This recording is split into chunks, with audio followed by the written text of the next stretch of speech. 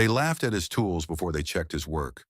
That was how men like Brent Holloway liked to do it on job sites where money, whiteness, and false confidence had been mistaken for competence for so long, nobody bothered separating them anymore. "You planning to build the whole west wall with pawn shop leftovers?" Brent said, loud enough for the framers, the electrician, and two real estate investors in hard hats to hear him clearly. A few of the white subcontractors laughed on instinct. One of them glanced at the black contractor near the scaffold and looked away too fast. At the center of it all, Isaiah Cole tightened his grip on the worn yellow drill in his hand and said nothing, because he had spent 15 years in construction and knew exactly how these moments worked. The insult always arrived first as a joke. Then if you reacted, it became proof that you were difficult. If you didn't react, it became permission for more.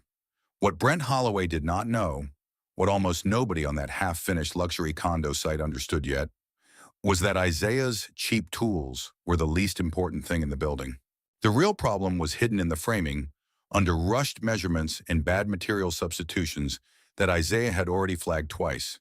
And less than an hour after Brent mocked him in front of the crew, the city building inspector would walk onto the site, read one moisture-warped load certificate, tap one misaligned support line with her flashlight, and shut the entire project down before lunch. The job was called Parkline West, a 4-story mixed-use development going up on the edge of a rapidly gentrifying block in Charlotte. On paper, it was one of those transformative urban projects developers love to describe with words like revitalization, elevated living, and neighborhood promise. In real life, it was a race between deadlines, weather, cheap materials, and men in clean boots pretending none of that mattered.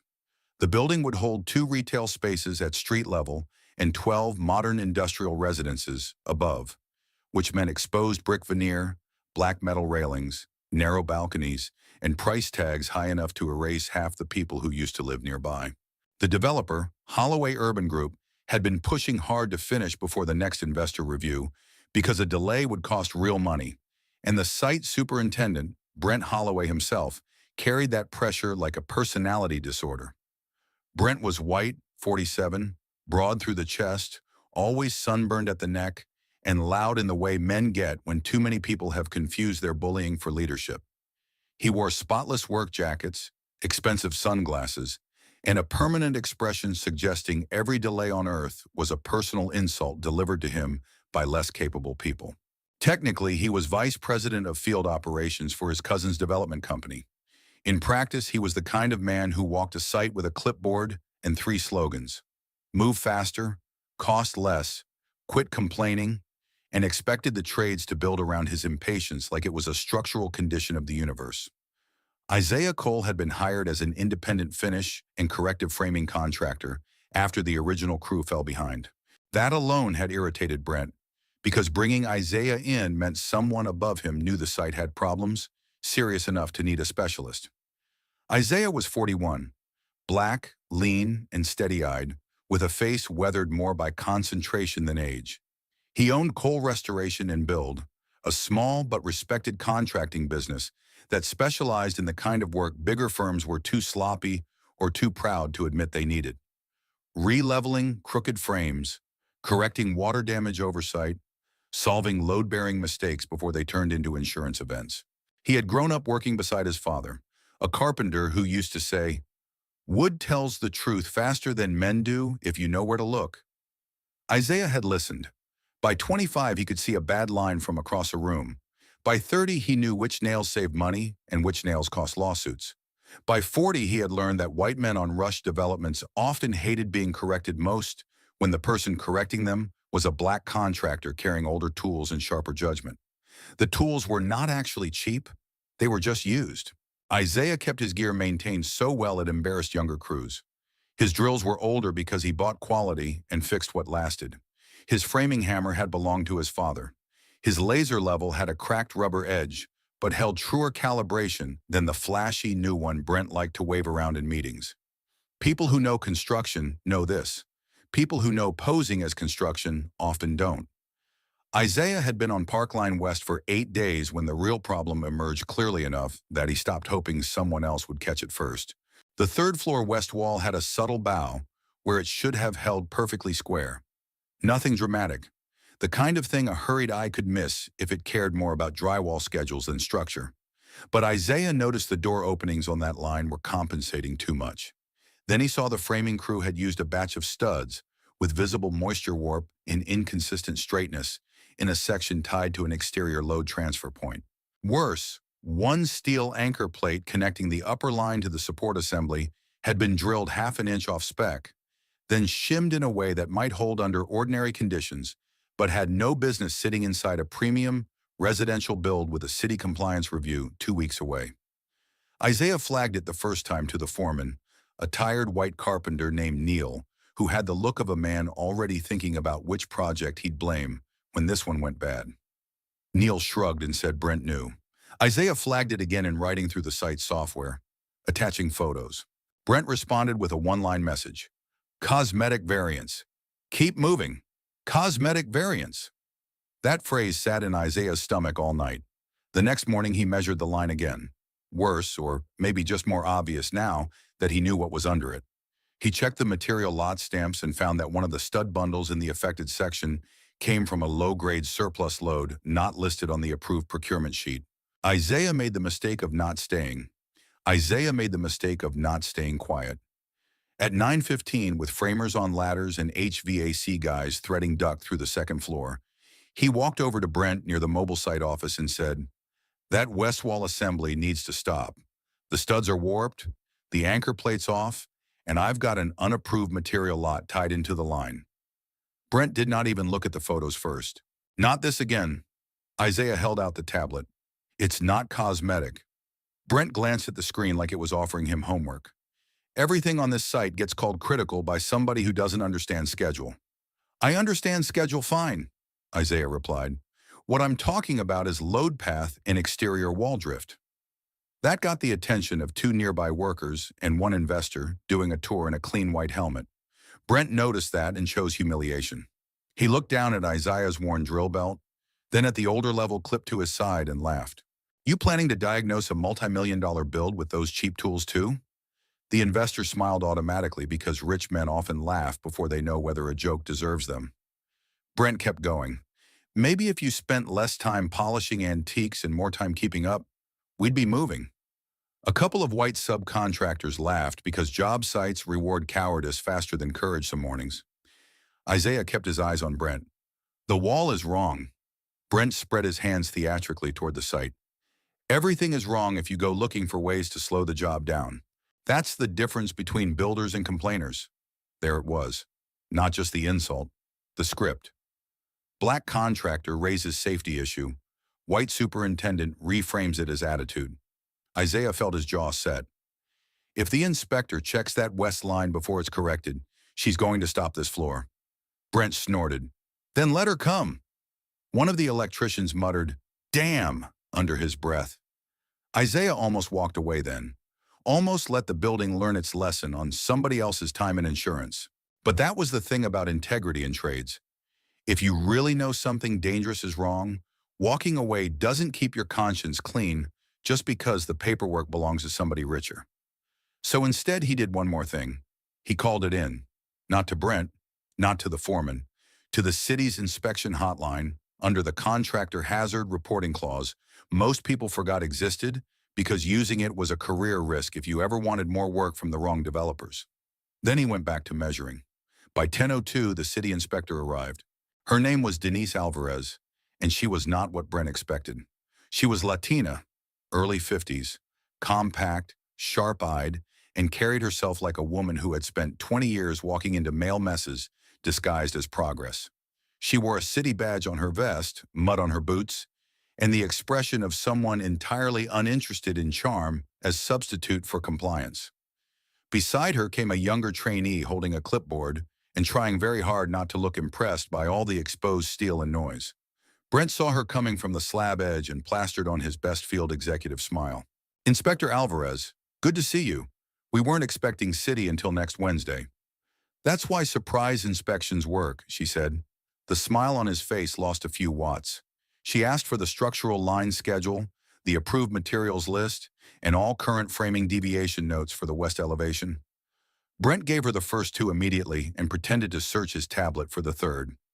Isaiah watched from 20 feet away and already knew she could smell something off. Good inspectors can. The site gets quieter around them even before they speak. Alvarez walked the third-floor west line herself. She did not rush. That was the first bad sign for Brent. She checked the visible bow with her eye, then with a straight edge, then with a laser. She asked for the material lot stamps. She climbed a short ladder and touched the stud faces with 2 fingers, like a doctor reading fever through skin. Then she stepped back and asked, "Who signed off on this bundle substitution?" Brent answered too fast. There wasn't a substitution, just minor supplier variance. Alvarez looked at the lot stamp again. This isn't supplier variance. This is a different grade class. Nobody spoke. She turned to the trainee. Mark that. Then she moved to the steel anchor assembly. One flashlight tap against the plate, one squint, one hand flat against the shimming. She looked down at the approved schematic, then back at the wall. Who drilled this connection? Neil, the foreman, stared at his boots. Brent stepped in. It meets performance tolerance. Inspector Alvarez looked at him with the kind of patience that only exists when contempt is too professional to show itself fully. No, she said. It meets wishful thinking. That line traveled through the site like electricity.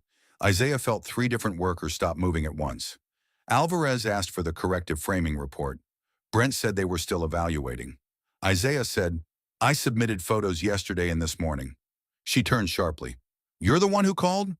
Yes, ma'am. Show me. He handed over the tablet. She reviewed the images, the marked measurements, the side angle line check, the anchor offset, the lot code note, and the time-stamped software log where Brent had written cosmetic variants. Her mouth flattened. Then she asked Isaiah, Did you measure post-rain moisture movement on these studs? Yes, readings are in the second set. They're too high for this application. Alvarez handed the tablet back. Thank you. Then she faced Brent. In light of unapproved material substitution, improper anchor installation, uncorrected wall drift, and ignored hazard documentation, she said loud enough for the whole floor, I am issuing an immediate stop work order on west elevation framing and adjacent assembly until structural correction, material replacement, and reinspection are complete. The whole site went still, not loud still, shocked still, the kind where men suddenly become aware that millions of dollars can stop moving because somebody they laughed at turned out to be the only professional in the room. Brent actually blinked. That's not necessary. Alvarez did not even look at him when she replied. It already happened. He tried again, voice climbing half a rung. This will push us at least 2 weeks. She finally turned. Then you should have listened when your contractor raised it before the city had to. There are some public humiliations so complete, the only mercy left is how quickly they happen. Brent stood there in his clean jacket with no answer, while the framer he'd laughed beside stared openly at Isaiah now, with something between apology and awe.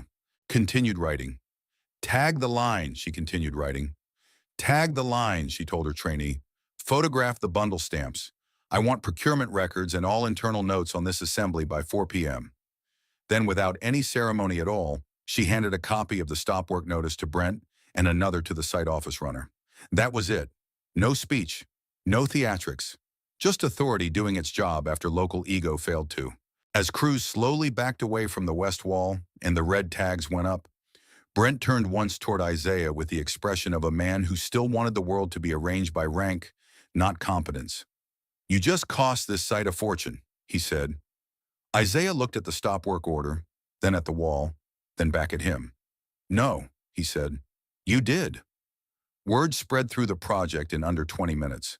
By lunch, everyone knew some version of it. Brent clowned Isaiah's tools, then City shut the floor down over the exact issues Isaiah called out. By 1 o'clock, the version had improved, as stories do on job sites that run on gossip and drywall dust. In one retelling, the inspector told Brent his whole building was built on arrogance. In another, she asked Isaiah if he wanted Brent's job. Those parts weren't true. The truth was enough. The deeper audit over the next 3 days made everything worse for Holloway Urban Group. The warped studs were traced to a cut-rate supplier load, purchased outside the approved procurement chain. The anchor miss drill had been concealed because replacing the plate would have slowed the framing crew and triggered questions from investors during a site tour. There were also signs that a second section on the east side had been braced temporarily rather than corrected properly after a measurement drift. Once the city starts looking, because one black contractor refused to shut up, it often finds more than one white superintendent expected. Brent was not fired immediately. Men like him rarely are. But he was removed from direct site control pending internal review, which in development language means powerful enough to protect for the moment, too embarrassing to keep visible. His cousin sent in a senior compliance manager from the main office. The investors postponed the review. A lender requested updated risk documentation. Somebody in legal started leaving people voicemails with the phrase, "preserve all communications." Isaiah kept working.